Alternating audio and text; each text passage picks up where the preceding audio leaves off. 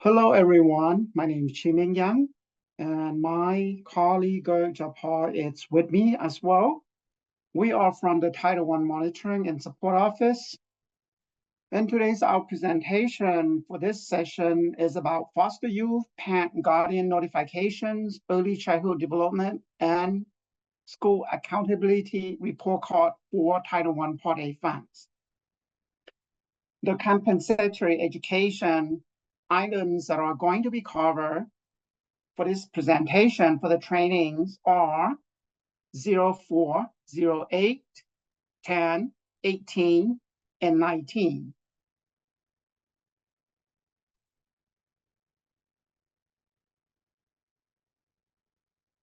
Here are the presentation outcomes. We hope that at the end of this presentation, you are going to gain knowledge to address the legal requirements for CE04, foster youth, CE08, notices in parents' primary language, CE10, parental notification of English learner status, CE18, early childhood development, and CE19, local educational agency post-school accountability card.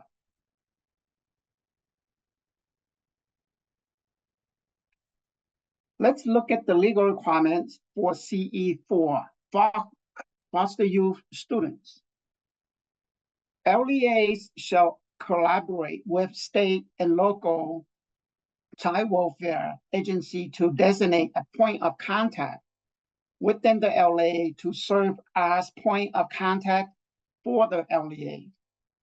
Develop written procedures governing how transportation to maintain children in foster care in their school of origin will be provided, arranged, and funded as applicable.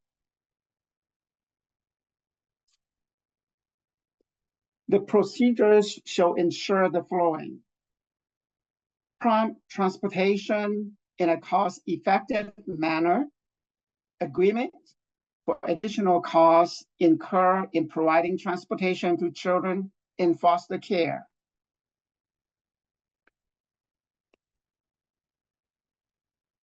Let's look at the evidence requests for CE4. Point of contact, foster youth transportation procedures. For these items, we need two documents, and one is point of contact, and then the other one is the foster youth transportation procedures.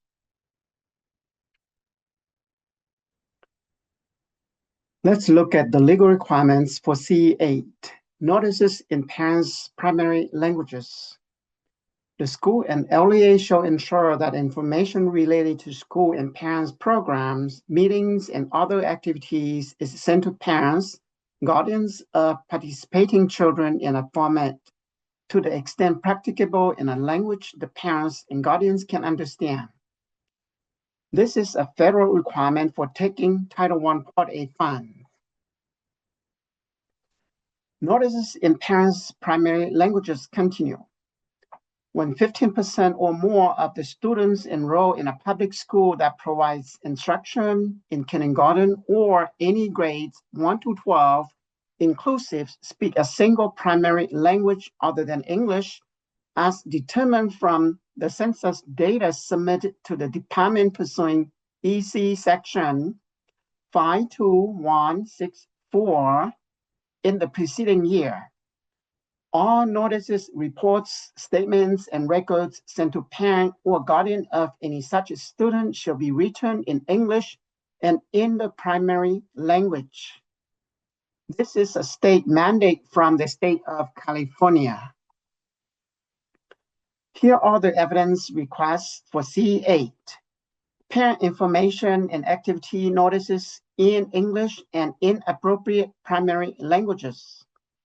All notices in a language other than English sent to parents, guardians from the district office and from each sample school. We do not want you to submit many documents that are unrelated to the legal requirements. Therefore, we ask that you provide a few sample notices that you sent to parents in a language other than English and English from the district office and from each sample school. Next, my colleague will talk about CE10 and the legal requirement for that item. Thank you. Chiming. Hello, everyone. My name is Gert Jagpal, and like Chiming, I am also a consultant with the Title I Monitoring and Support Office at the CDE, and I will be finishing off the rest of today's presentation. So CE10 is a parental notification of English learner status. This item requires each LEA using Title I Part A funds or Title III funds to provide a language instruction educational program to comply with the parent guardian notification requirements.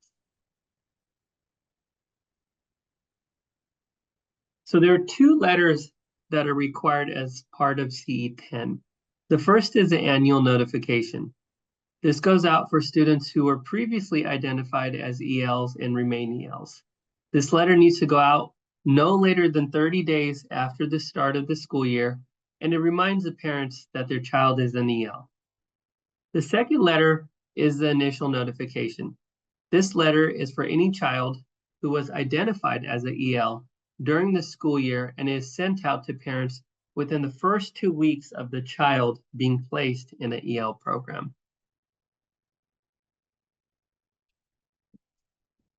On the next 3 slides, we'll cover the content of the EL notification letters. And one thing to note is the content for both letters is the same. The letter must include the reason for the student being identified as an EL, their level of English proficiency, and how the levels were assessed, the method of instruction used in the EL program, and the method of instruction used in other programs that might be available in the district, and how the program will meet the educational strengths and needs of the student.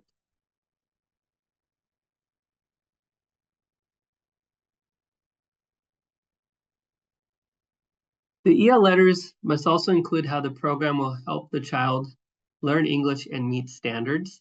The letters must include specific exit requirements for the program. And if the child is on an IEP, the letter must include how the program meets the objectives of the IEP.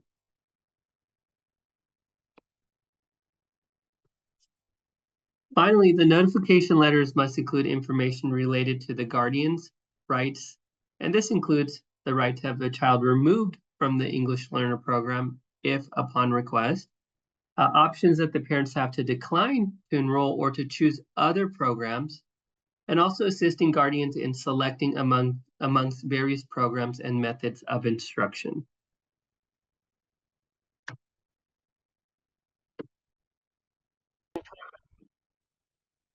Here's the evidence you'll want to make sure you provide us. One completed sample of both the annual and initial letters that contain all the required elements under CE10. When uploading this, please make sure to redact any personal information that can be used to identify a student. This includes the name of the child. On this slide, we also have a link of where you can find sample templates of both the annual and initial letters.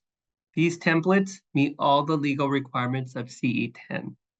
The webpage is https://www.cde.ca.gov/SP/E3/EL parent letters.ast.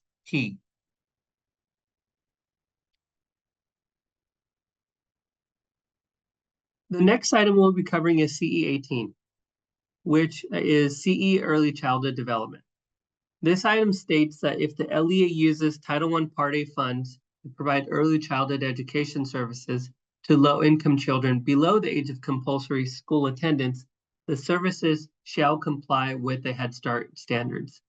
Since most LEAs in the state do not use Title I funds to supplement early childhood development, we find that this item is often not applicable.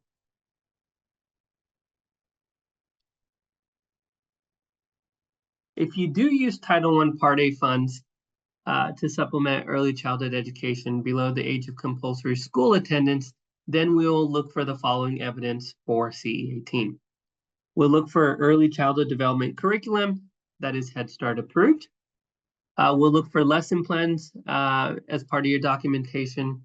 And finally, we'll ask for SIPSA for the site under review or sites under review.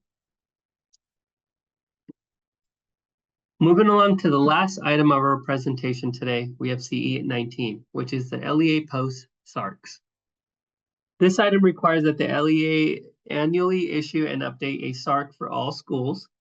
The SARC needs to contain all required elements and be publicized. And the LEA also needs to notify parents that a hard copy will be provided if a parent or guardian were to request it. In order to clear CE19 during your review, we ask for the following evidence. A PDF version of the most recently published SARC for only the schools that are being reviewed. Please don't send us links, as links are not always live. Also, we'll ask for SARC hard copy availability notification. Usually this is in the form of this is usually found in your LEA's annual notification or handbook. And it's usually a few sentences explaining what the SARC is, where to find it, and then parents can request a hard copy. We have the contact information for our office, 916-319-0854, and our office's email address is timso@cde.ca.gov. And that here concludes our pre-recorded session. So following this session, we will have a live Q&A session where you can ask any questions related to the presentation, and we will gladly provide support. Thank you and see you soon.